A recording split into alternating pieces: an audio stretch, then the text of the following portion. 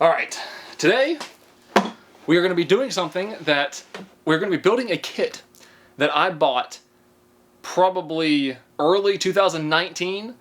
I bought this with the intention of making a video out of it on the main channel, and then the main channel just kind of started doing other stuff, and this really didn't have a place. So I have a kit for a Leonardo da Vinci catapult, and we are going to put it together and see what it's all about. It says that it is for ages 14 plus, so it shouldn't be difficult to put together.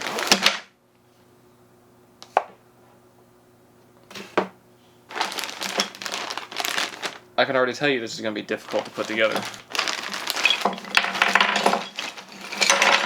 This is already more work than I thought. I thought this was going to have like screws or something. No, it has dowel rods and glue. And sandpaper, apparently. I think we have instructions too. These instructions better be really good. What? This is ridiculous. Assemble the drum. Step number 1. I need this, and then 2 rods, I guess. There's no way. There's no way it's those. What?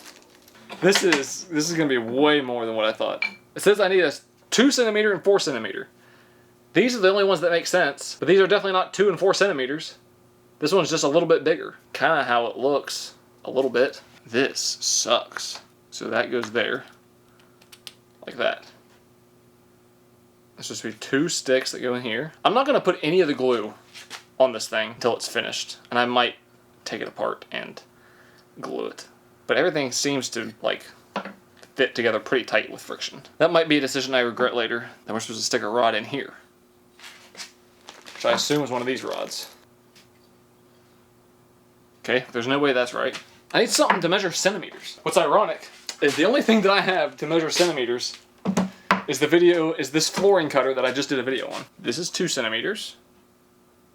This is 2.5 centimeters. I don't know why this thing starts at 3. That's kind of throwing me off. So this is 7 centimeters. So this is 4 centimeters. Gotcha. So all the ones in this bag are 4 centimeters. And that.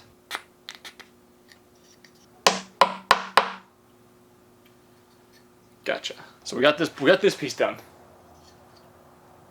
Actually, it wasn't too bad, and it's not really that straight. We'll set that off to the side. Now we need to assemble the base. So it looks like we take this piece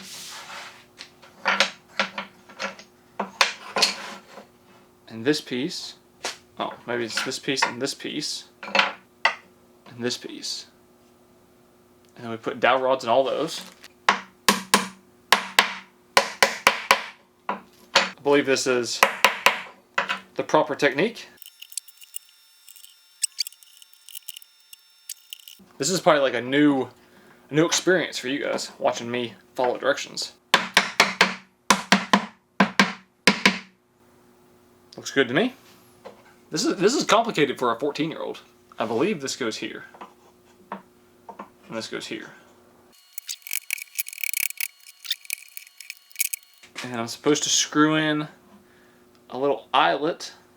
We're actually coming along pretty good. Now's where the complicated stuff begins. That's what it looks like. So one goes here, and one goes here. And they go there and there. Oh, here we go. And these pieces go here and here. And this will go here. This actually isn't too bad. Maybe this is for 14-year-olds. Repeat the same process over here. I'm actually figuring this out pretty quickly.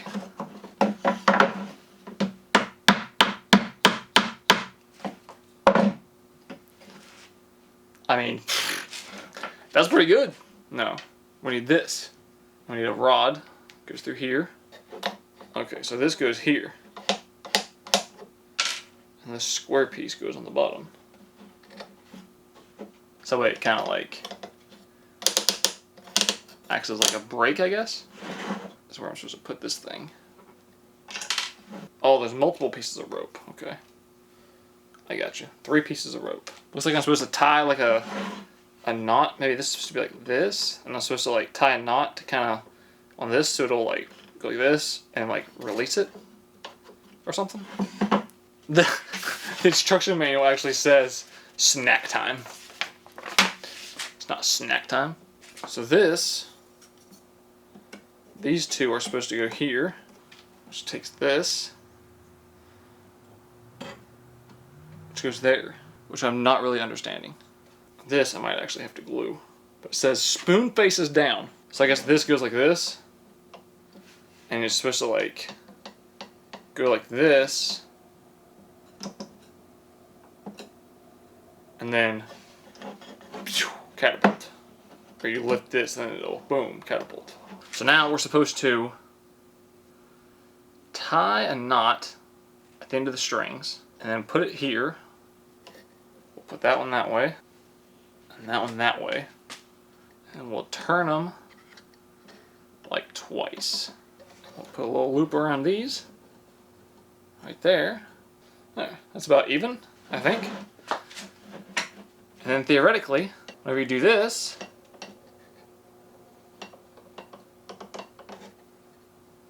oh, that's why you gotta have it glued down. So this is kind of like what it would look like. Bring this back.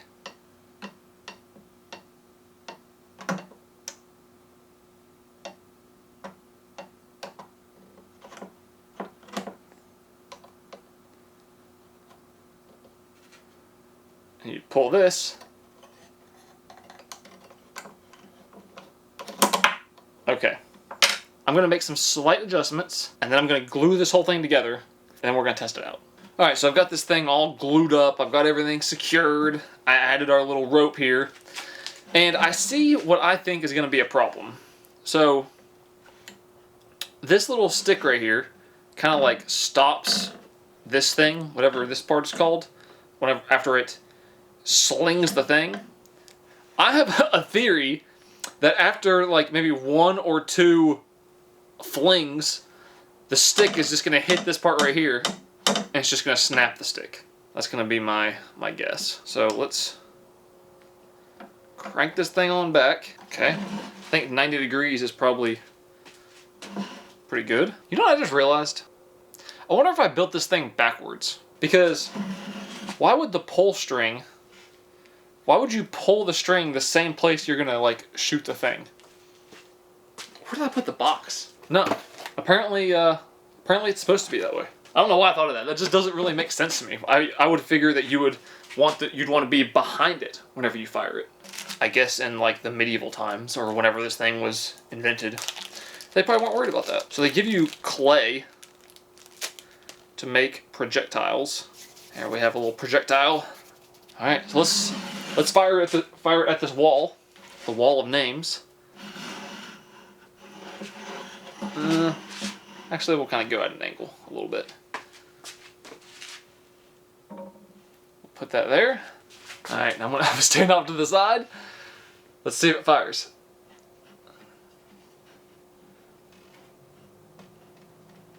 Oh, the string is like... There's not really much you can do with that string.